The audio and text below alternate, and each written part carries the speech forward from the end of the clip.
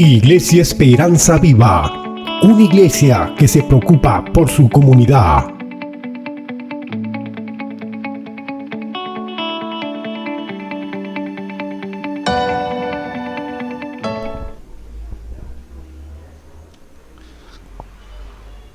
El domingo pasado estuvimos viendo, iniciamos, mejor dicho, el último día de Jesucristo en la tierra, ¿no? Y nos enfocamos cuando Jesús se presenta delante del concilio. Dijimos que el concilio era la reunión máxima de las autoridades judías para deliberar algo.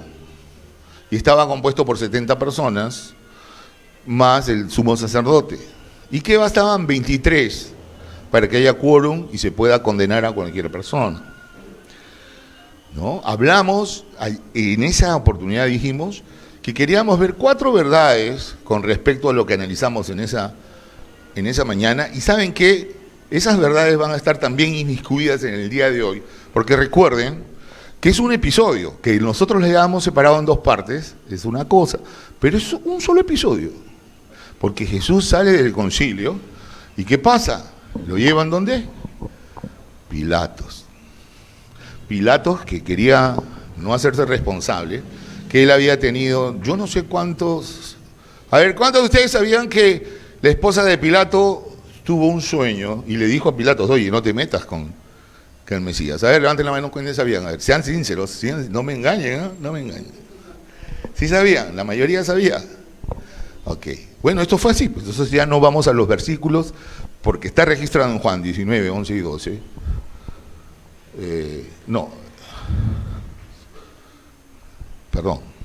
Está registrado en la Biblia que la esposa le dice a Pilatos, no te metas con él, porque he estado soñando y es problema. Entonces Pilatos ya estaba con esa sensación, y otra cosa, que Pilatos no veía culpa alguna en Jesús, y se los dice, yo no veo culpa alguna en este hombre, ¿por qué quiere matarlo? Pero como había presión, como ellos ya habían decidido, el concilio ya lo había decidido, los judíos habían dicho, no, este es peligroso.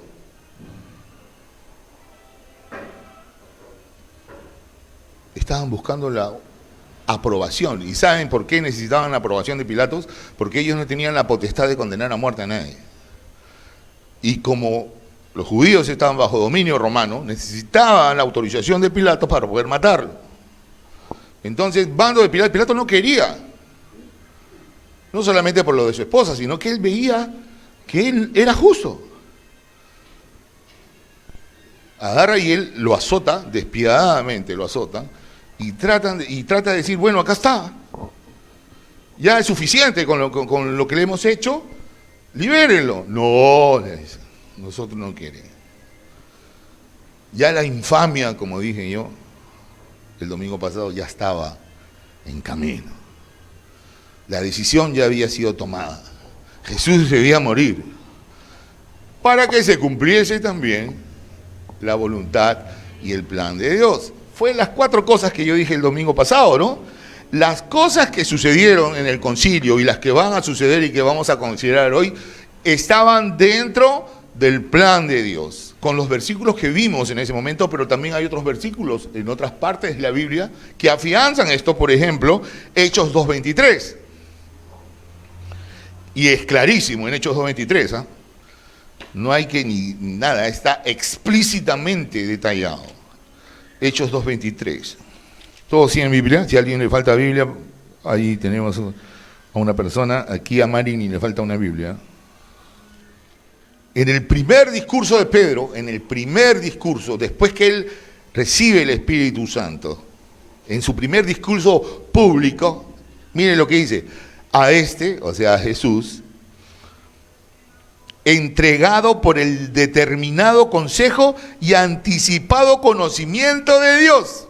Miren lo que dice. Jesús fue entregado por el determinado consejo y anticipado conocimiento de Dios. Ustedes lo prendieron y lo mataron por manos de inicuos, crucificándole. Pero Dios tenía el pleno conocimiento, el control total, Él lo permitió.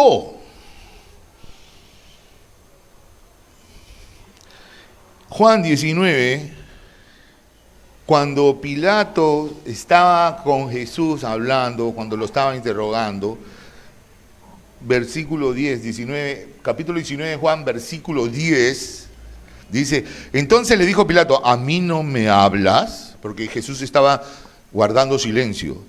¿No sabes que tengo autoridad para crucificarte y que tengo autoridad para soltarte? O sea, Pilato se estaba jamoneando delante de Jesús. Oye, ¿no sabes que yo soy la autoridad y que tu vida está en mis manos? ¿Y qué le responde Jesucristo?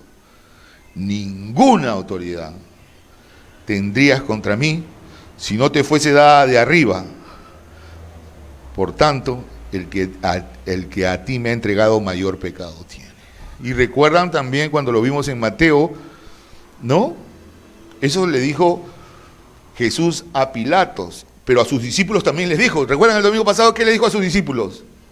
Cuando el discípulo sacó la espada y le cortó la oreja al que venía a apresarlo. Le dijo, oye, ¿tú crees que yo no tengo un ejército en el cielo al cual yo le puedo decir, ven, y me soltaría y me libraría de todo esto? Dios tenía el control y el conocimiento total de lo que estaba pasando. Y si sucedía era porque Dios lo permitía. Quítense cualquier idea equívoca que puedan tener que Jesucristo, bueno, los judíos le ganaron la batalla, lo vencieron, lo atraparon, nada de eso. Porque el propósito es claro. 26, 53, 54. Ya el 53 les dije. Mateo 26. ¿Acaso piensas, el 53, lo que les contaba antes que le dijo a sus discípulos, ¿acaso piensas que no puedo ahora orar a mi Padre y que Él no me daría más de 12 legiones de ángeles?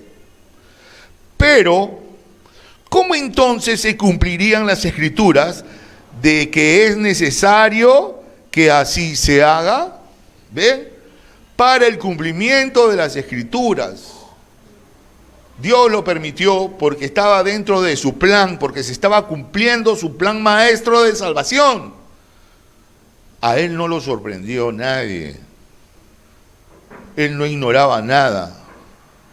Las cosas sucedieron dentro del plan de Dios y para que se cumplieran las Escrituras. También para que la identificación implícita del Mesías fuera posible, porque al cumplimiento de estas profecías, implícitamente se señalaba quién era el Mesías.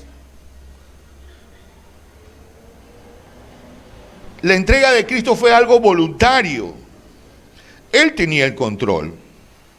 También en la porción anterior, ¿recuerdan? Una de las 4 verdades fue que la identificación explícita del Mesías fue dada. Él mismo dijo, sí, soy.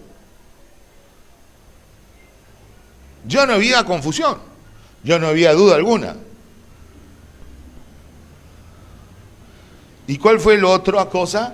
El amor de Jesús por nosotros se vio a través del padecimiento, la iniciación del padecimiento, porque lo que nosotros vimos el domingo pasado fue cómo inició el padecimiento, porque ahora sigue ese padecimiento. Jesús pasó el concilio que nosotros vimos tranquilamente, un poco detalladamente. De ahí pasó a Pilato y lo mandaron de Herodes. ¿Y Herodes? ¿Qué hizo Herodes? Nosotros estamos en Lucas, vamos a ver ahora Lucas, capítulo 23, versículos del 26 en adelante. Lucas 23, capítulos 26 en adelante. Eso es lo que vamos a ver en esta mañana. Pero vamos a seguir la línea hasta este punto. Ya les dije, ¿no? Concilio, Pilato, Herodes. ¿Y qué hizo Herodes? Retrocedan un poquito en el 23, 11. Después que oyó, leí en el 11 dice, entonces Herodes con sus soldados le menospreció y escarneció, vistiéndole de una ropa espléndida y volvió a enviarlo a Pilato. Vuelve a Pilatos. Y Pilatos no quiere acusarlo. Lo mandan donde Herodes y al regreso lo azotan. Pensando Pilatos que lo iba a perdonar, o sea, que la gente le iba a bastar con eso. Y no fue así. Porque viene la oferta creyendo Pilatos, en su ignorancia, que la gente iba a preferir salvar a Jesús que al delincuente Barrabás. Pero no. El pueblo escogió a Barrabás y condenó a Jesucristo. Entonces lo condenó a muerte. ¿Y por qué digo esto que es importante? Si fue azotado o no fue azotado. Porque un reo de muerte no era azotado. Si a Jesús lo hubieran condenado de arranque a la cruz, no lo hubieran azotado. No correspondía ese castigo. Lo castigaron porque pensaron que ese iba a ser su castigo. O sea que Jesús fue doblemente castigado. E injustamente castigado y doblemente castigado. Es condenado a muerte y aquí empieza el relato de hoy día. Dice así: y llevándolo, tomaron a cierto Simón de Cirene, que venía del campo, y le pusieron encima la cruz para que la llevase tras Jesús. ¿Quién era este Simón de Cirene? Personaje, miren que generalmente en la Biblia no se preocupa mucho de poner nombres, ¿ah? A este sí le pusieron, ¿no? Lo han plasmado, lo han dejado en evidencia bíblica, que fue Simón de Cirene. Cierto Simón de Cirene que venía del campo, le pusieron encima la cruz para que la llevase tras Jesús. ¿No? Lo obligaron a cargar la cruz. Él estaba tan debilitado, Jesús. Ustedes han leído los relatos, ¿no? Los relatos bíblicos acerca de cómo le dieron. Fue terrible. ¿Ustedes vieron la película La Pasión? Esa película, el productor de esa película, se preocupó de tratar de emular hasta el más mínimo detalle, haciendo investigación histórica de lo que fue posible en ese momento. El látigo que usaron para Jesús no era un látigo cualquiera, era un látigo que tenía pedazos metálicos, para que cuando cayera en la espalda, piensen un poquito, a ver, ese metal caía en la espalda y se incrustaba en la espalda. Y a la hora que retiraban el látigo, ¿qué hacía? Arrancaba piel. Así fue golpeado Jesucristo.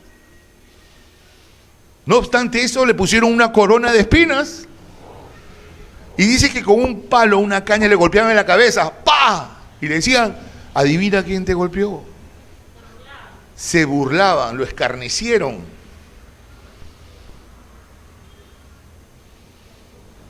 Eso fue antes de la cruz. Y el escarnecimiento siguió en la cruz. Él no podía cargar esa cruz. Y le dicen a Simón de Cirene, este personaje, Simón de Cirene, nunca me había tomado la molestia de hacerlo, para serles sincero. Pero miren Marcos 15:21. Es el otro relato desde la perspectiva de Marcos acerca de la crucifixión. Y miren lo que dice Marcos 15:21. Dice: y obligaron a uno que pasaba, Simón de Cirene, padre de Alejandro y de Rufo. O sea, ahora veo por qué lo pusieron. Estaba identificado porque parece que este personaje era conocido. Y lo vemos en Romanos 16:13. Romanos 16:13. Saludad a Rufo, escogido en el Señor, y a su madre y mía. Pablo, saludando a Rufo, es ilógico que señalen a una persona que sea desconocida y lo identifiquen de esa manera diciendo que él es el padre de fulano y fulana. O sea, cuando nos sucede eso es para que no, ya sé quién es, ¿no? Para nosotros sería eso, ¿no es cierto? Si dijeran un nombre cualquiera, bueno, pues ha querido decir el nombre, pero si nos dicen, él es el papá y la mamá de tal, o él es el hijo de tal, nosotros, ya sabemos quién es. El hombre era conocido, este Rufo. Entonces, este Simón de Cirene fue afectado. Él empezó posiblemente a regañadientes cargando la cruz, porque se saben que ese que lo obligaron a cargar la cruz era parte de la ley. O sea, los romanos, como autoridad, como pueblo dominante de alguna colonia que habían ellos conquistado, ellos podían, los soldados podían decirle a cualquiera, cárgame eso y llévalo para allá. Era parte de la ley. ¿Y saben dónde nos damos cuenta de esto? En Mateo 5, perdón. Mateo 5, para que ahí vamos a entender un poquito mejor tal vez esta parte del Mateo 5. Cuando habla de los enemigos, el amor hacia los enemigos. ¿Los romanos eran amigos o enemigos de los judíos? Enemigos. Y hay una serie de cosas que le está diciendo, pero miren lo que dice en el 41, en el 5, Mateo 5, 41, dice: y a cualquiera que te obligue a llevar carga por 1 milla, ve con él 2. ¿Ven? Era ley. El enemigo podía obligar a cargar a cualquiera. Y le dice Jesús, tú ten una buena actitud con eso. No tengas una actitud de rebeldía ni de querer rebelarte a la situación. Hazlo con agrado. Y inclusive hazlo, esfuérzate el doble, en otras palabras, para hacerlo bien. Fíjense, en un versículo acerca de este personaje, lo que hemos podido descubrir, ¿no? Él empezó posiblemente a regañadientes, pero vemos que en el futuro él servía a Dios y sus hijos también sirvieron a Dios. Bonito. Y esa es una de las cosas que yo quiero destacar en esta mañana de la porción que vamos a leer. No solo lo tradicional, lo que siempre hemos visto, lo que siempre hemos analizado. ¿Y qué lo vamos a hacer, por supuesto? Pero ¿cómo Jesucristo, aún en esas circunstancias, comenzó a afectar a mucha gente? Sin decir palabra alguna. Mejor dicho, sí profirió palabras, pero no, él no estuvo dando un mensaje, una prédica. Simplemente como él vivió lo que le tocó vivir, causó la admiración de muchos. Simón de Cirene. Bueno, dice, y le seguía, versículo 27, vamos avanzando. Y le seguía gran multitud del pueblo de mujeres que lloraban y hacían lamentación por él. Dicen los comentaristas que primero habla de una gran multitud del pueblo y de mujeres que lloraban, no tenía nada que ver con sus discípulos ni con las mujeres conocidas por nosotros en la Biblia. Eran otro grupo de personas. Eran, como decir, simpatizantes, no discípulos. O tal vez gente piadosa que al ver algo tan doloroso se sintió, pero no había aquí una relación maestro-discípulo. A eso es lo que quiero referirme. ¿Y por qué deducen eso? Por las palabras que dice después. Porque dice, hijas de Jerusalén, no lloréis por mí, sino llorad por vosotras mismas y por vuestros hijos. Porque he aquí vendrán días en que dirán bienaventuradas las estériles y los vientres que no concibieron y los pechos que no criaron. Entonces comenzarán a decir a los montes, caed sobre nosotros, y a los collados cubridnos, porque si en el árbol verde hacen estas cosas, en el seco ¿qué no se hará? Todo esto lo he dicho junto porque esto va junto y tiene una idea. Es una sola idea. No lloren por mí, llorad por vosotros. ¿Por qué? Porque viene el castigo. Va a venir castigo. Y el castigo que se está hablando aquí es uno inmediato para ellos que ya pasó y también un futuro que aún no ha llegado, que también nosotros estamos inmiscuidos. ¿Por qué? Porque ese castigo llegó con la destrucción del templo, con la conquista de Jerusalén en el año 70. Ese mi hermano Pepe se lo sabe de memoria. Por Tito, ¿no?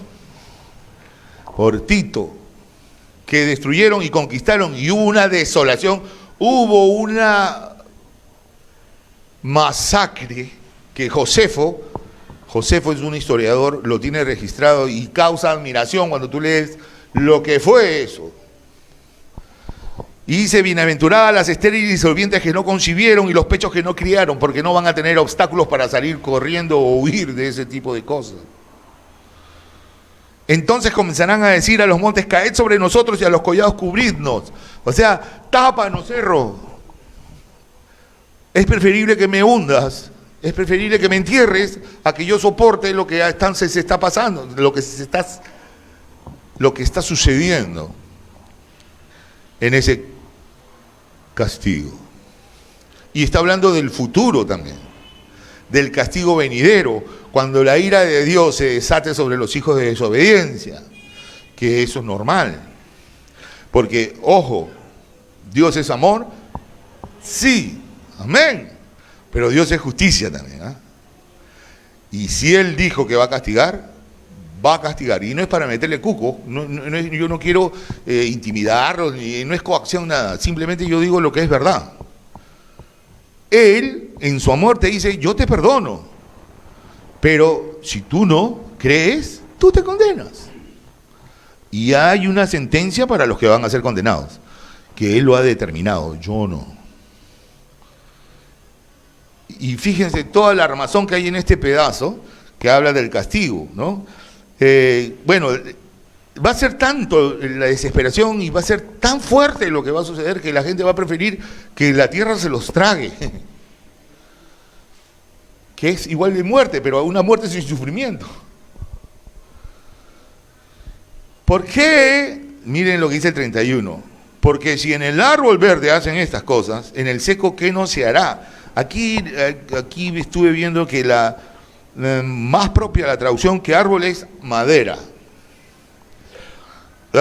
Así que si con la madera verde hacen estas cosas, ¿qué no harán con la madera seca? Pero no tiene que ver más que nada con la situación de la persona. Estaban hablando del justo. La madera verde es Jesucristo, el justo. Entonces dice, si al justo le han hecho esto, el que no merecía castigo lo han tratado como ya les expliqué que lo habían tratado, ¿qué le tocará al culpable? Si Dios permitió que el justo, para pagar lo de los injustos, fuera atormentado de tal manera, ¿qué le tocará al culpable? Es lo que está diciendo aquí. ¿Qué le tocará al culpable? ¿Qué padecimientos tendrá? Y la Biblia, cuando habla de los padecimientos horrorosos en el Apocalipsis, hablan tantas cosas que ni entiendo, es la verdad. Yo ni entiendo cómo puede haber tanto sufrimiento. No entiendo. Pero habla de un sufrimiento extremo para los que no van a estar eternamente con Dios. Volvamos a la porción.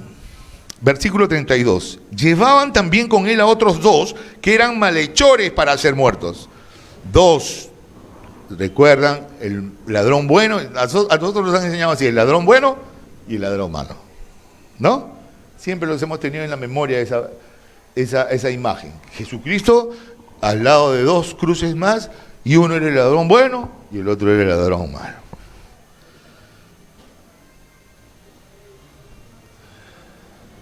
Y aquí comienza una de las dos frases y el propósito de esta mañana, donde vamos a orientarnos en dos frases. Y esta es la primera frase. El escarnecido, el vituperiado, el maltratado, el abusado, el inocente, el justo.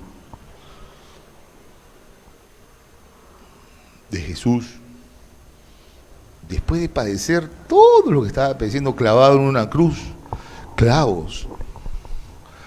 Leí la descripción de lo que hace un clavo cuando pasa una mano. Destroza carne, tendones, el dolor que se siente al estar haciendo esto.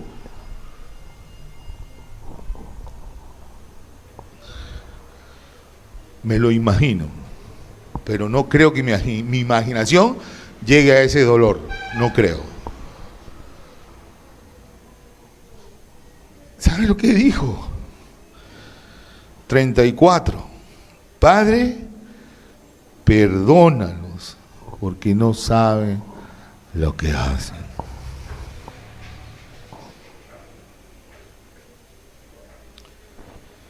La magnitud de esto y el malentendimiento que también ha llegado a algunos, han llegado a interpretar que esto es el Señor los perdonó, no interesa lo que... Vive como tú quieras porque el Señor ya te perdonó, porque ya lo dijo, perdónalos.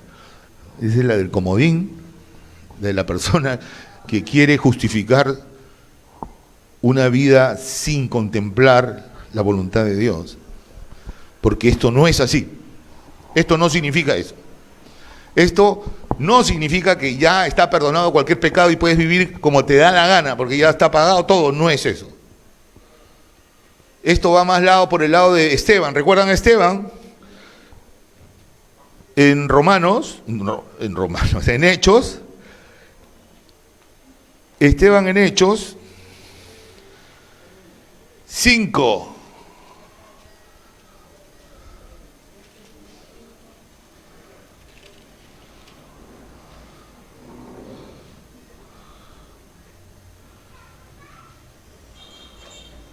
No, Esteban 7. Hechos 7. Versículo 57 en adelante. ¿Qué estaba haciendo Esteban? Esteban había dado todo un discurso, se había paseado por casi toda la Biblia y les dice, ustedes han matado al enviado de Dios, al Mesías. Después de haberse recorrido toda la Biblia, porque se recorrió toda la Biblia en ese discurso,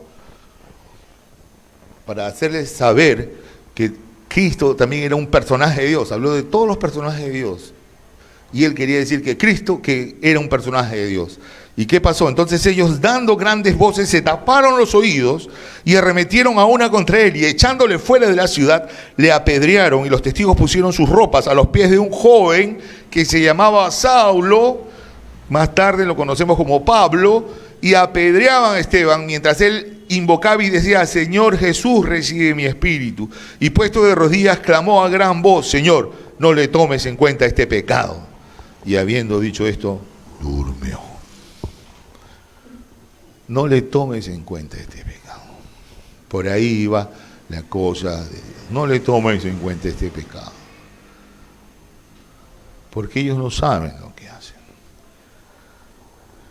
Ellos no saben lo que hacen. Y más adelante vamos a ver que se ratifica en otra porción. Ellos no saben lo que hacen.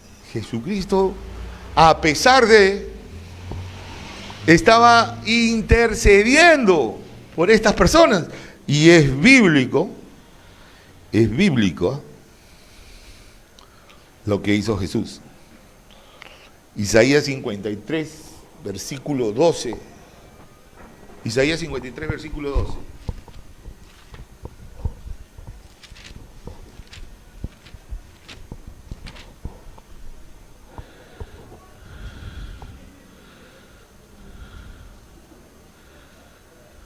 Sí.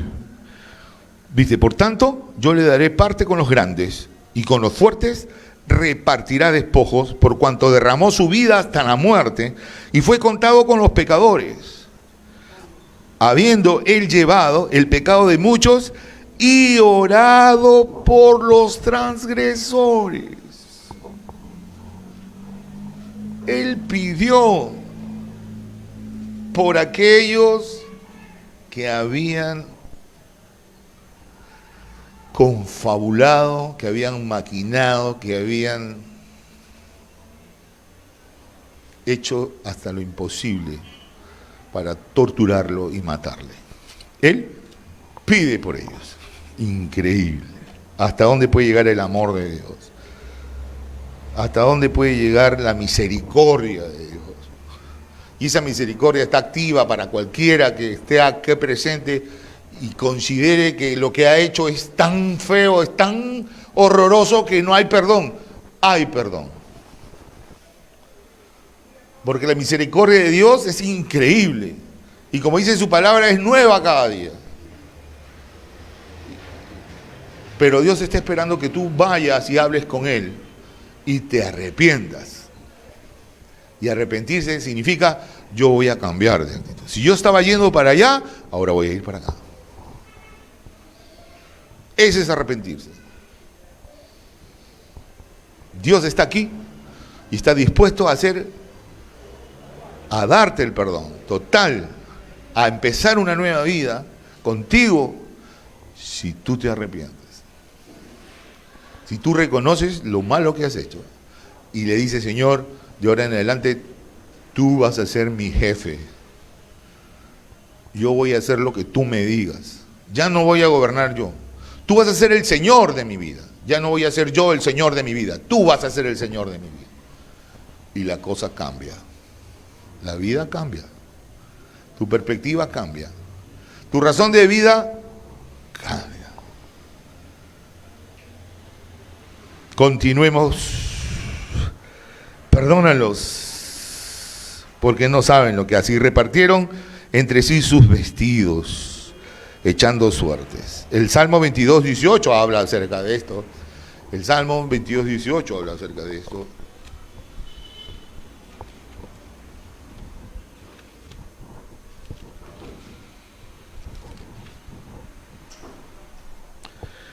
Repartieron entre sí mis vestidos, y sobre mi ropa echaron suertes. ¿Ven? Ratificamos lo que dijimos al principio. Se van a dar las mismas verdades de la vez pasada. El cumplimiento de las Escrituras. El plan de Dios en acción.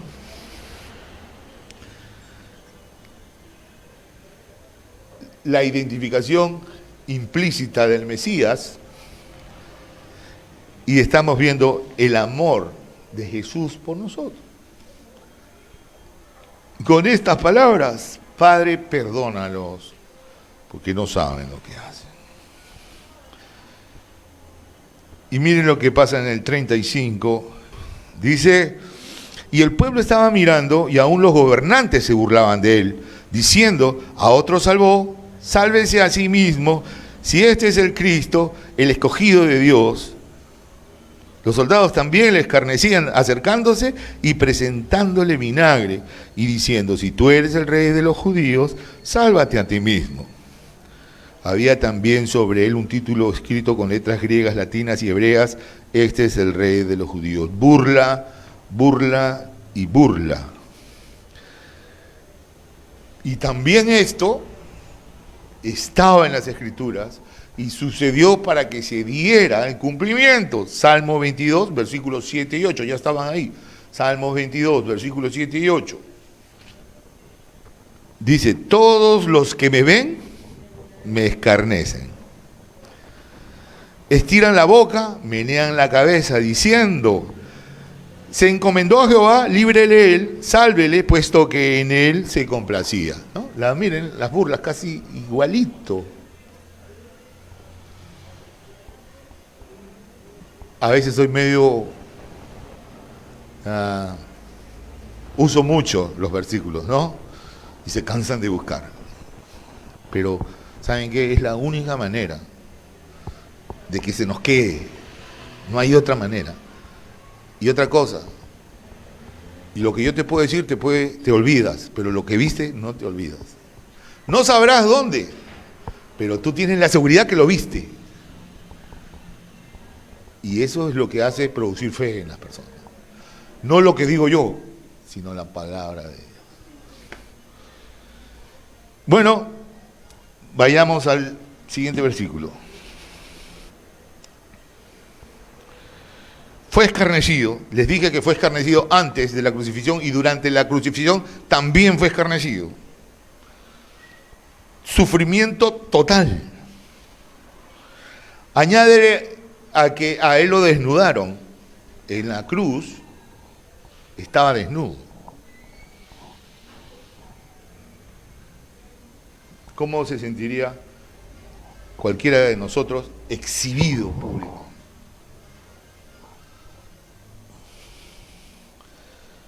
El título ese de rey de los judíos no era para honrarlos, sino era para burlarse también. Y aquí entran en acción los malhechores, ¿no? El 39 dice, uno de los malhechores que estaba colgado le injuriaba diciendo, si tú eres el Cristo, sálvate a ti mismo y a nosotros. Respondiendo el otro le reprendió diciendo, ¿ni aún temes tú a Dios estando en la misma condenación? Nosotros a la verdad justamente padecemos porque recibimos lo que merecemos o lo que merecieron nuestros hechos, mas este ningún mal ha hecho. Él no ha hecho ningún mal, él es inocente. Y dijo a Jesús, le dijo el malhechor que había llamado la atención al otro, acuérdate de mí cuando vengas en tu reino. Entonces Jesús le dijo, de cierto te digo que hoy estarás conmigo en el paraíso. Ese mismo Jesús que dijo, Padre, perdónalos porque no saben lo que hacen. Que no sé cómo ladrón sabía que él iba a volver en su reino, o era un entendido de las Escrituras, y ya, o lo había escuchado en una prédica, porque mi gran cuestionamiento es ese, cómo él identifica al Mesías, porque lo está identificando. Si él va a venir en su reino, él ya algo ha pasado en él. Y eso estoy hablando, por eso hablé de la impresión que causó Jesús en algunos personajes. Al último, Simón Cirene, y este fue otro, el ladrón bueno. ¿Cómo llega a esa conclusión a identificar? ¿Cómo llega a pedir esa petición? ¿Cómo? Jesús no estaba predicando. En ese momento, ¿qué habrá visto? ¿Qué habrá sentido? El haber escuchado esas palabras que, por supuesto, afectaron. Y recuerden que eso de Jesús, perdónalos, Señor, perdónalos porque no saben lo que hacen, lo dijo Esteban. ¿Y Esteban fue afectado o no fue afectado? O mejor dicho, ¿afectó o no afectó a Pablo? ¿Recuerdan que estaba Pablo presente cuando mataron a Esteban? Pablo se estremeció, te aseguro, con esas palabras. Escuchar a Esteban decir, no le tomes en cuenta este pecado, Pablo debe haber dicho, ¿qué? ¿Qué pasa con este? Y ya Gamaliel, que fue el instructor de Pablo, ya se había afectado también. Lo vemos en Hechos. Ya les cuento dentro de un ratito. Pero sigamos, para avanzar. Le digo, de cierto que hoy mismo estarás conmigo en el paraíso. Dios tiene el poder para perdonar cualquier cosa. Y es su intención perdonar cualquier cosa.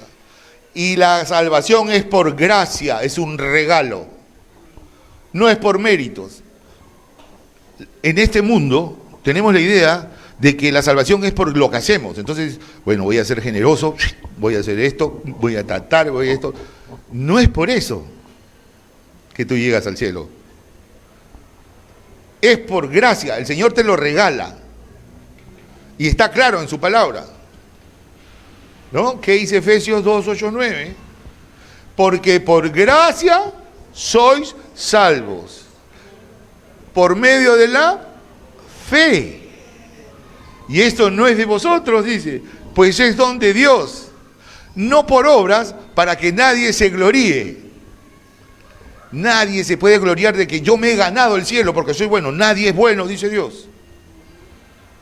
El gran error y lo que está llevando a la mayoría a la perdición es que el concepto humano de bondad está inmiscuido en profesionalismo, en ser buen padre, en ser buen deportista, en ser buen hijo, y que está bien eso. Pero eso no te da derecho al cielo. Y hay mucha gente que se está perdiendo por eso. Porque Dios, ¿qué te dice? Ni uno es bueno. Ni uno. ¿Quieres salvarte? Te lo regalo, pero ven. Clama a mí. Porque no es una postura de un Dios absolutista, malvado, sino clama a mí para yo enseñarte cómo debes hacer para que puedas llegar y obtener lo que necesitas. No hay una sola manera. Conmigo, transformándote yo, haciéndote apto para que lo que yo he dicho tenga razón. o tenga lógica, entre comillas lógica, lo digo, para que tú puedas cumplirlo, para que tú puedas anhelarlo, para que tú puedas hacer lo posible en tu vida. No hay otra forma. En fin, de cierto, hoy día estarás conmigo en el paraíso. Dios puede perdonar y empezar tu eternidad aquí, porque la eternidad de nosotros empieza aquí, por si acaso. No es que empieza cuando tú te mueres, no. Ya desde que tú le dices al Señor, Señor, me rindo a ti, empieza tu eternidad. Ya eres eterno, eres coheredero, dice la palabra de Dios. Eres coheredero, eres hijo de Dios, miembro de la familia de Dios, estás aceptado por Dios para la eternidad. De ahí vinieron una serie de acontecimientos. Dice, como era la hora sexta era el mediodía, el orden de las horas era, la primera hora era a las 6 de la mañana, la segunda hora era a las 7 de la mañana y así sucesivamente hasta la hora 12, que era a las 6 de la tarde. Acá habla de la hora sexta, de 6 de la mañana más 6 era el mediodía, pero Jesucristo fue crucificado a la tercera hora. O sea, a las 9 de la mañana fue crucificado. O sea, ya habían pasado desde las 9 de la mañana hasta el mediodía en la cruz. Y dice que el sol se oscureció y el velo del templo se rasgó por la mitad. Entonces Jesús, clamando a una gran voz, dijo, Padre, en tus manos encomiendo mi espíritu. Y habiendo dicho esto, expiró. Dejó de vivir. Cuando el centurión vio lo que había acontecido, dio gloria a Dios, diciendo, verdaderamente este hombre era justo. Y toda la multitud de los que estaban presentes en este espectáculo, viendo lo que había acontecido, se volvían golpeándose el pecho. Pero todos sus conocidos y las mujeres que le habían seguido desde Galilea estaban lejos mirando estas cosas. Cristo en la cruz impactó gente, impactó a Simón de Cirene, impactó al malhechor, impactó a este centurión. Y su impacto continúa hasta el día de hoy, porque si tú estás aquí es porque su vida te impactó, al igual que a mí. Y eso es lo que nosotros debemos transmitir. Pedro, en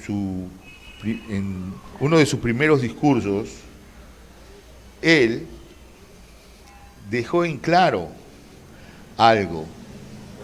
Y tal vez a la pregunta de muchos de que aquellos que mataron a Jesús hicieron algo imperdonable, Hechos, vamos al libro de Hechos. No sé si alguna vez tú te has preguntado, ¿esos que mataron a Jesús ya definitivamente condenados? Pedro, en uno de sus discursos, miren, Hechos 3,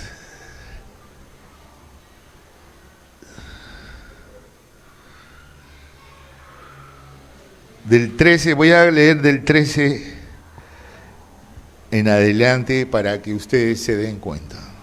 El Dios de Abraham, el Dios de Isaac y Jacob, el Dios de nuestros padres, ha glorificado a su Hijo Jesús, a quien vosotros entregasteis y negasteis delante de Pilato, cuando éste había resuelto ponerle en libertad. Mas vosotros negasteis al santo y al justo y pedisteis que se odiese a un homicida, a Barrabás.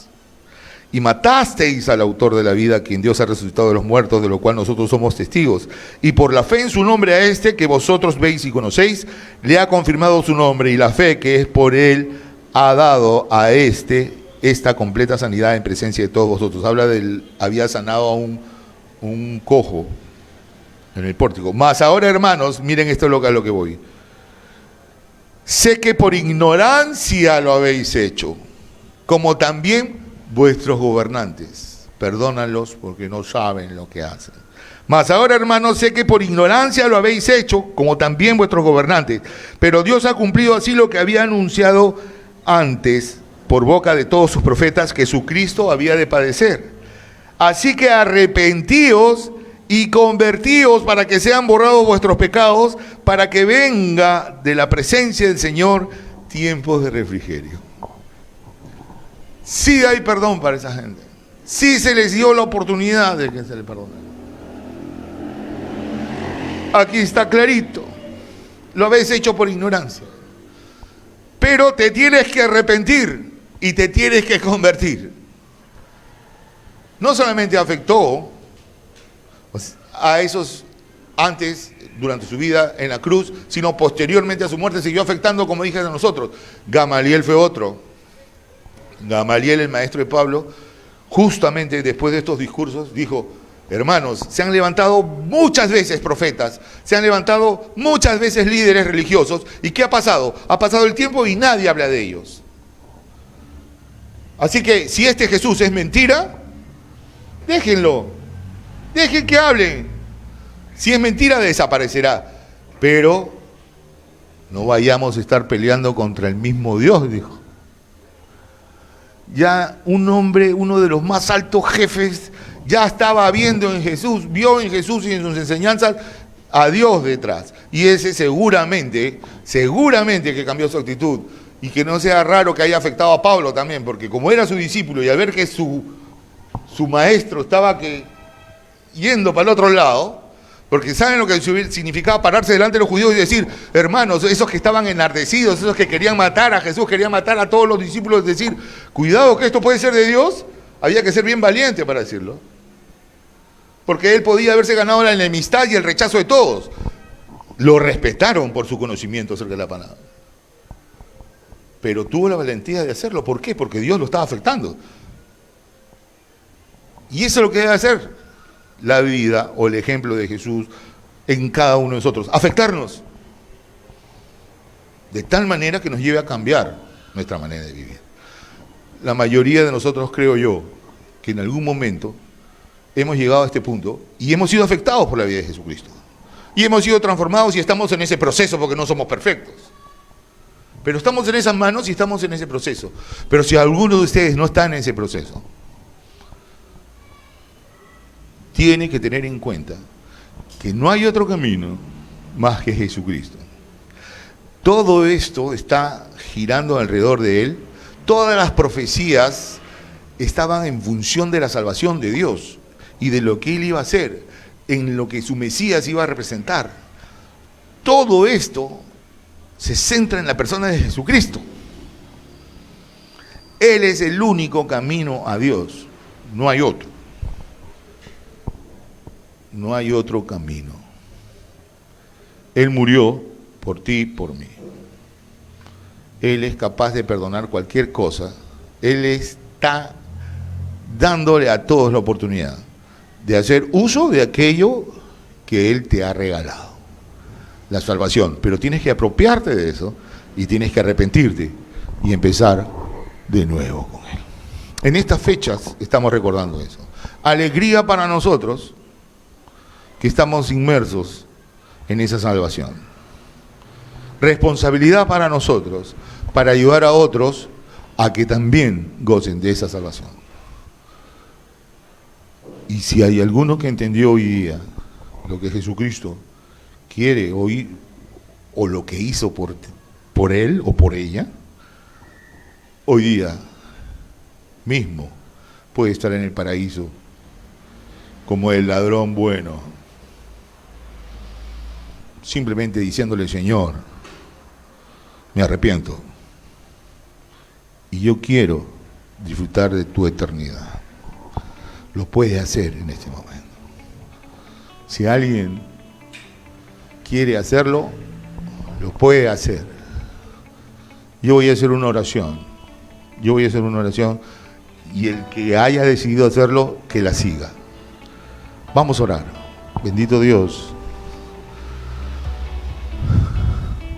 Tú, Señor, moriste por mí, ocupaste mi lugar, pagaste lo que yo tenía que pagar. Y te doy gracias por eso, Señor. Hoy día hemos podido ver cuán terrible fue el precio que pagaste, Señor. Hemos podido tal vez hacer memoria o considerar por primera vez cuál fue el costo de lo que tú hiciste. Señor, yo quisiera poder ser como tú quieres que sea, Señor. Ayúdame. Yo quiero entregar mi vida a ti, Señor. Yo quiero que tú me hagas a tu manera, Señor. Yo quiero que me ayudes a poder obedecerte como tú quieres que yo te obedezca, Señor. Yo quiero que tú conviertas mi vida en algo diferente, Señor. Tu palabra dice que nosotros tenemos una incapacidad de poder entender tus cosas. Y que tú eres el que da esa capacidad para poder entenderlas. Que tú tomas el corazón de una persona que es de piedra, porque no entiende las cosas de Dios, y lo conviertes en un corazón de carne, dice, sensible, que puede entender las cosas de Dios. Señor, por favor, haz ese milagro en mi vida, por favor, lo necesito, porque yo quiero entenderte y poder hacer tu voluntad y disfrutar de la eternidad contigo. Obra en mí, por favor, Señor. Dejo mi vida en tus manos. Oro en el nombre de Jesús. Amén. Amén. Iglesia Esperanza Viva, una iglesia que se preocupa por su comunidad.